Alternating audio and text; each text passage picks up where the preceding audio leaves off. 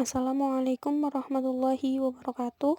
Nama saya Lina Bani Najah dengan NIM 43040200183 dari Prodi Psikologi Islam kelas 2D.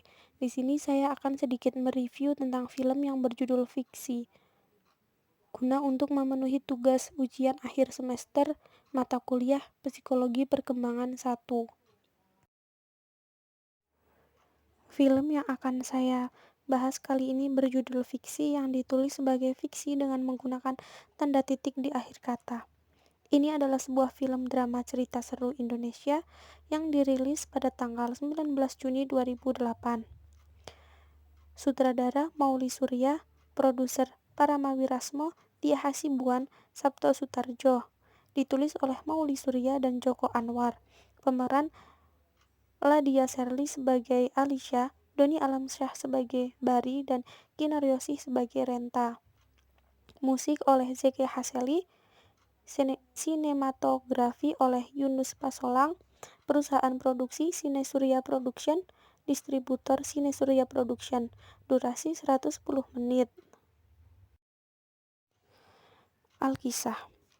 Alisa adalah seorang wanita yang berumur sekitar 20 tahun yang mempunyai dunianya sendiri di balik rumah mewah milik ayahnya yang sangat sepi di mana ia tinggal sekarang. Alisa hanya berinteraksi secara formal dengan pengurus rumah yang bernama Bu Tuti dan sopir sekaligus penjaga pribadinya yang bernama Pak Bambang. Alisa adalah seorang wanita muda yang menderita tekanan mental akibat masa kecilnya yang terguncang karena ketika dia masih kanak-kanak, dia melihat ibu kandungnya bunuh diri dengan pistol milik ayahnya, yang sebenarnya memang akan digunakan ayahnya untuk membunuh ibunya tersebut demi wanita lain. Alisa juga masih selalu dihantui dengan kejadian kematian ibunya tersebut. Alisa mempunyai keahlian bermain selo yang menjadi pengusir sepi dan hiburan untuk dirinya. Pada suatu hari, ada seorang pria bernama Bari yang datang ke rumahnya untuk menggantikan seorang pekerja yang membersihkan kolam renang di rumahnya. Setelah beberapa hari Bari bekerja di rumahnya, Alisa menjadi terobsesi dengan Bari yang ia kira juga menyukai patung kelinci kecil seperti dirinya. Beberapa hari berlalu, dan Bari sudah tak bekerja lagi di rumahnya. Alisa pun mencari tahu tentang Bari melalui Bu Tuti, pengurus rumahnya tersebut. Akhirnya Alisa tahu bahwa Bari tinggal di Blok S. Alisa pergi ke Blok S dan melihat Bari di sana. Kemudian Alisa mengikuti Bari sampai ke rumah susun, tempat di mana Bari tinggal bersama kekasihnya. Dan di sebelah kamar Bari ada satu kamar kosong yang disewakan. Selama semalaman, Alisa memikirkan dan memutuskan untuk pindah ke rumah susun tersebut dan tinggal bersebelahan dengan kamar Bari. Kehidupan Alisa di rumah susun pun dimulai dengan menggunakan nama samarannya yaitu Mia. Perkenalannya dengan Bari dan kekasihnya Bari yang bernama Renta membuat bibit persahabatan mereka muncul. Di sebuah kesempatan, Bari dan Alisa berbincang-bincang tentang tulisan-tulisan Bari, karena Bari merupakan seorang penulis. Bari mengatakan bahwa inspirasi tulisan-tulisannya tersebut berasal dari rumah susun yang karakter penghuninya bermacam-macam. Namun, tulisannya belum sempat selesai karena bingung akan akhir ceritanya. Disitulah Alisa mulai mengaburkan antara batas realita dan fiksi. Alisa berniat untuk mengakhiri ketiga kisah yang ditulis oleh Bari. Yang pertama dimulai dari kisah pasangan gay yang merupakan ayah dan anak yang bernama Rudi dan Dani.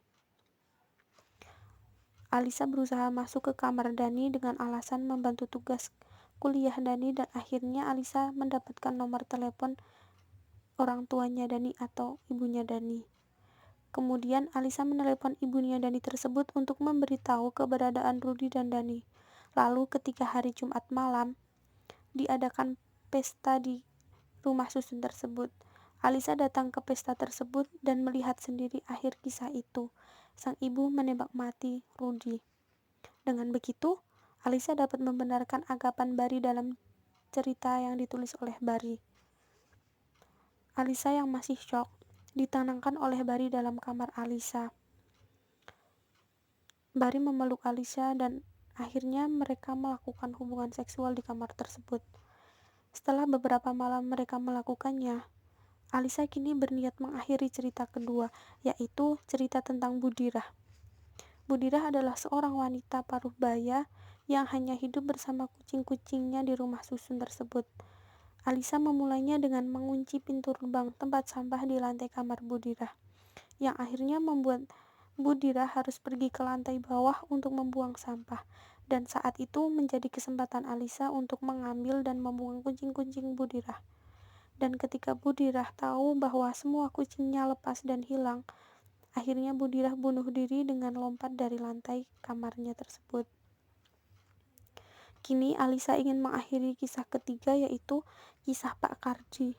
Pak Kardi adalah lelaki lansia yang tak pernah masuk ke kamar di rumah susun tersebut. Dikarenakan dahulu Pak Kardi mempunyai rumah yang dibakar dan lahannya yang sekarang dijadikan rumah susun tersebut. Suatu ketika, keluarga Pak Kardi memaksa Pak Kardi untuk masuk, atau jika dia tidak mau masuk ke dalam rumah ataupun kamarnya tersebut, dia disuruh pergi untuk sementara waktu karena anaknya akan mengadakan lamaran. Akhirnya Pak Kardi memilih untuk pergi, namun Pak Kardi sudah tidak kuat berjalan jauh. Akhirnya Pak Kardi saat itu berjalan ke balkon lantai kamarnya, dan disitulah kesempatan Alisa. Alisa mengakhiri kisah ketiga dengan mendorong Pak Kardi dari balkon lantai tersebut, dan akhirnya Pak Kardi tewas. Kali ini Barry benar-benar mencurigai bahwa Alisa yang harus bertanggung jawab dengan semua kejadian ini. Barry menceritakan kecurigaannya kepada Renta, kekasihnya, namun semua itu tidak dipercaya oleh Renta karena tak ada satupun bukti. Setelah itu, Barry memutuskan untuk menceritakan apa yang pernah ia lakukan bersama Alisa kepada Renta. Alhasil, Renta marah dan kecewa, dan saat itu akhirnya Barry pergi dari kamarnya entah kemana. Ketika Barry sedang pergi, Alisa membawa kunci unit milik Renta dan masuk ke kamar Barry dan melihat cerita Barry tentang lansia yang beberapa hari lalu Alisa dorong jatuh dari beranda lantai 7. Dari ingatan Alisa, ternyata Alisa lah yang memukul Renta di lantai 9 dengan alasan ada yang ingin dibicarakan, sehingga Renta ikut dengan Alisa ke lantai 9. Setelah itu, Alisa mengikat dan menyekap Renta di lantai 9. Alisa juga yang telah menulis pesan di komputer milik Barry. Setelah itu, Alisa menyelinap lagi ke kamar Barry untuk membaca tulisan Barry mengenai diri Alisa sendiri. Tiba-tiba Barry datang dan melihat kunci milik Renta yang dibawa Alisa. Akhirnya Barry sadar bahwa Renta disembunyikan oleh Alisa, dan Barry mencari Renta hingga sampai ke lantai 9 dan menemukan Renta tersekap. Barry segera menolongnya dengan bantuan beberapa orang. Di lantai paling atas tersebut, Alisa juga telah berada di sana dengan sedang berjalan menuju balkon. Dan akhirnya Alisa meloncat dari sana. Alisa pun mengakhiri hidupnya bersamaan dengan mengakhiri kisah Alisa, Barry, dan Renta. Film ini diakhiri dengan Barry dan Renta yang melewati sebuah etalase toko buku, di mana di situ ada sebuah buku berjudul Fiksi, kumpulan cerita karya Barry yang kini sudah terselesaikan. Jadi kesimpulannya, menurut saya film ini berkisah mengenai kondisi kejiwaan seseorang anak yang mengalami gejala traumatis serta terlalu dikungkung dalam kemewahan semu yang sepi. Pelajaran yang dapat kita ambil dari film ini adalah bahwa pengajaran dan asuhan yang diberikan kepada anak waktu masa kanak-kanak sangat berpengaruh bagi masa remaja maupun dewasa anak tersebut, baik secara psikologis maupun secara sosial. Sekian dan terima kasih. Wassalamualaikum warahmatullahi wabarakatuh.